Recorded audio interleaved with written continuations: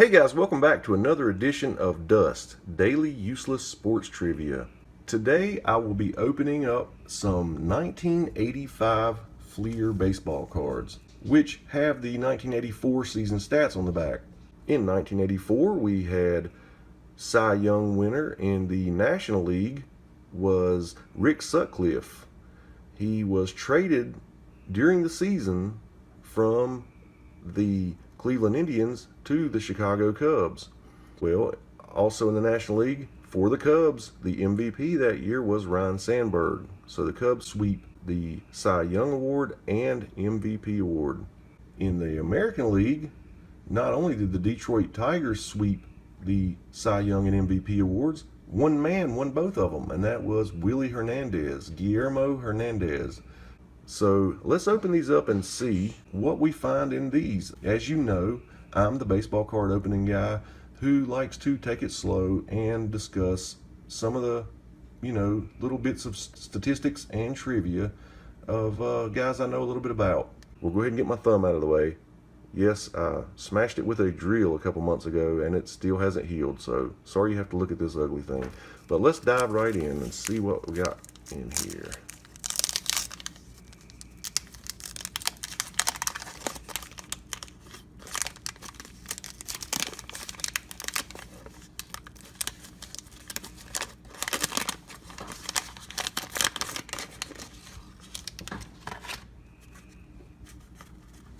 Speaking of the Tigers, there is the sticker. And I used to love that Fleer put stickers in their cards because this is what I would take and stick on the outside of the shoe boxes that I kept my cards in. I loved to get the stickers out of Fleer. Okay, first up, let's talk about this gray background. That's, one thing I liked about the Fleer cards is, they were colorful.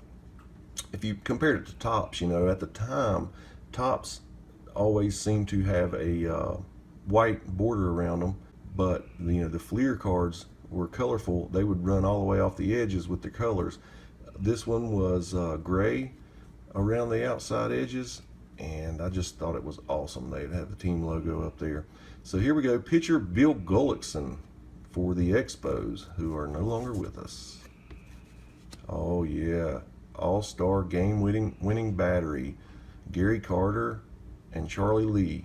This would be Gary Carter's last year with the Expos. He would be traded to the New York Mets, where he enjoyed several good seasons there in New York and won a World Series.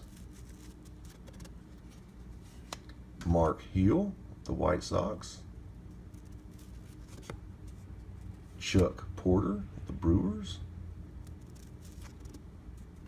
Willie Upshaw, first baseman for the Blue Jays. Here's another sticker, Kansas City Royals. Mike Flanagan, former 20-game winner for the Orioles. The Orioles were famous for having 20-game winners. Let's see here. 23-9 in 1979, and as you can also see, in 1978 he barely missed it. He had 19 wins.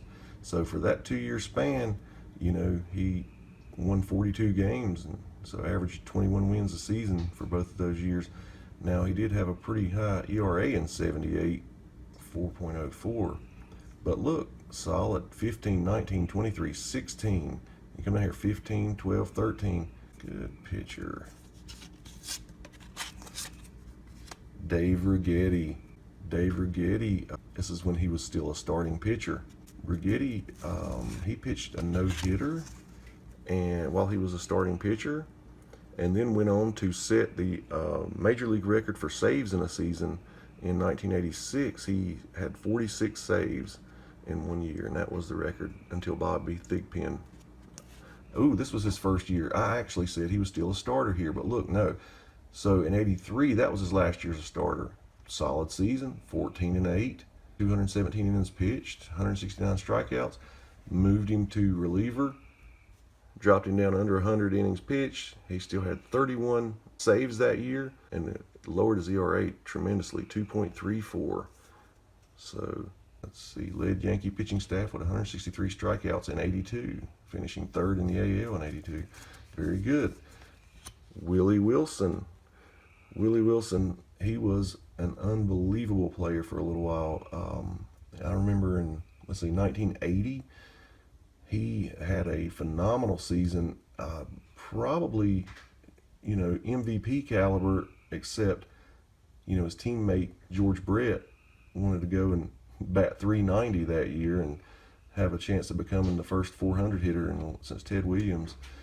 But Willie in 1980, I know he led the league with 133 runs. I think he led in at bats, set a new record for at bats, had 133 runs, 230 hits, I believe. He's always a threat to hit a triple. He led in triples a lot and finished his career with well over 100 triples. But let's see here. Yeah, there you go. There's the major league record for at bats. He set with 705 that year, 133 runs, 230 hits. And there's his triples, I'm telling you, 13 and 15, 15 again. So at this point, through the 84 season, he had 69 triples. But Willie, look at those batting averages, 79 and 80, 315, 326, 303, 332. He was a 300 hitter, 305 at this point. Great. I just always think of Willie's 1980 season when I think about him. Bruce Bringy, pitcher for the Mets. Todd Cruz, third baseman for the Orioles. Rupert Jones, outfielder, DH for the Detroit Tigers. Darrell Brown, outfielder for the Twins. So I guess he got to play up against that hefty bag outfield wall they used to have. Oh, one of my favorites of all time, Bert Blyleven. He was a fantastic pitcher. He played for so many teams. He got shipped around a little bit, but if you want to talk about a great curveball, Bert had one of the best curveballs in the major leagues when he played. He finished his career with 3,701 strikeouts. At the time he retired, that was third all time, behind Nolan Ryan first and Steve Carlton second. He passed Tom Seaver and moved into third right before he retired. He did finish with 288 wins, so he was 12 shy of 300, and I do believe that's what kept him from making it to the Hall for several years when he was on the ballot. But he did finally get into the Hall of Fame, where he rightfully deserves to be. And Bert pitched 60 shutouts in his career. I mean, that's a staggering number. Great pitcher. Lots of strikeouts, few walks. Let's see what it says on here. Yeah, so in 84, he was 19 and 7, 170 strikeouts. But through right here, he had 2,669 strikeouts and 939 walks. He I remember a couple years after this, he surrendered over 50 home runs in one season, and I'm pretty sure that set the record. But yeah, you throw enough breaking balls, and when you get older and the bats catch up to it, they're gonna be sent flying. But he was still old and crafty enough to. He had a 200 strikeout season in 85. I remember that. I think he had two back-to-back, 85, 86. I may be wrong, but I know in 85 he did have another 200 strikeout season in him. And he had several at the beginning of his career. Great pitcher.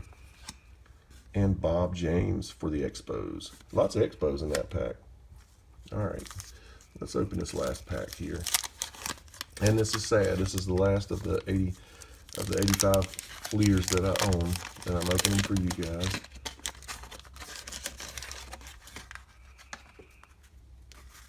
Philadelphia Phillies stickers. Let's flip this around here. Beautiful cards, are they not? I just have to say that. Jerry Hairston, outfielder for the White Sox. Bob McClure, pitcher for the Brewers.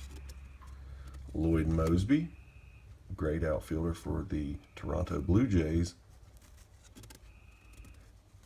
Bill Russell, 11-time NBA champion.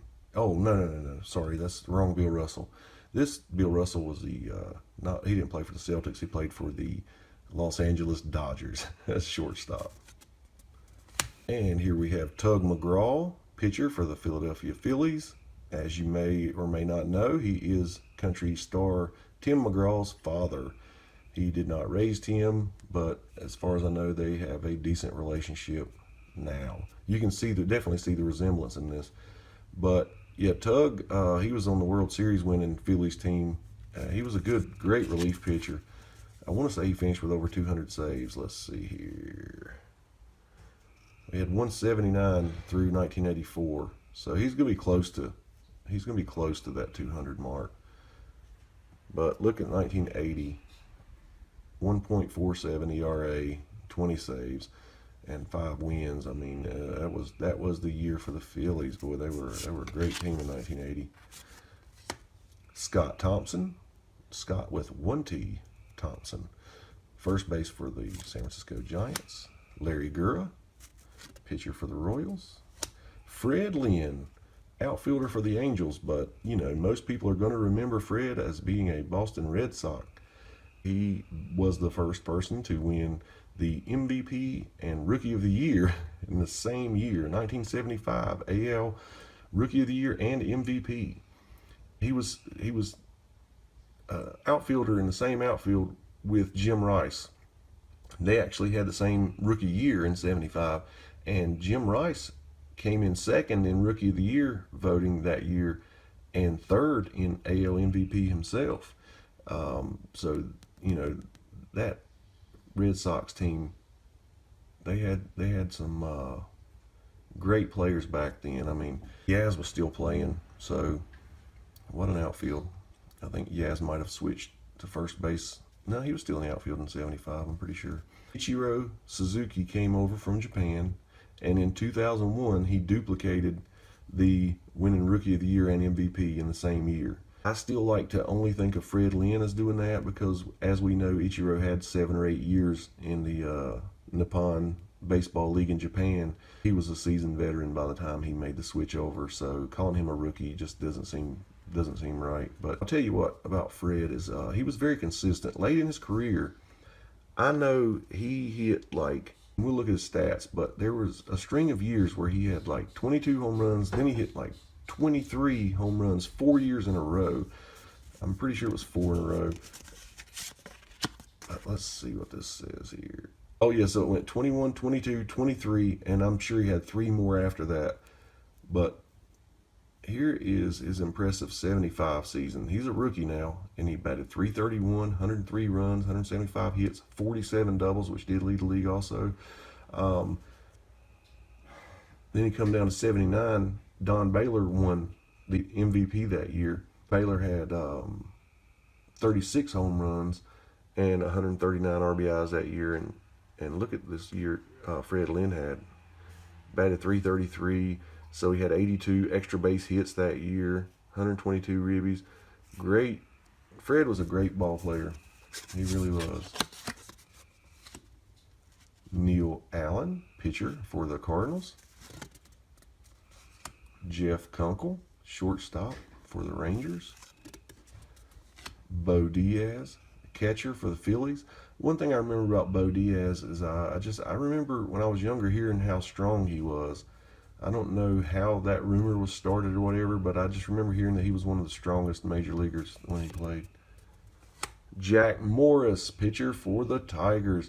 Jack, as you know, was the winningest pitcher in the major leagues during the decade of the 80s.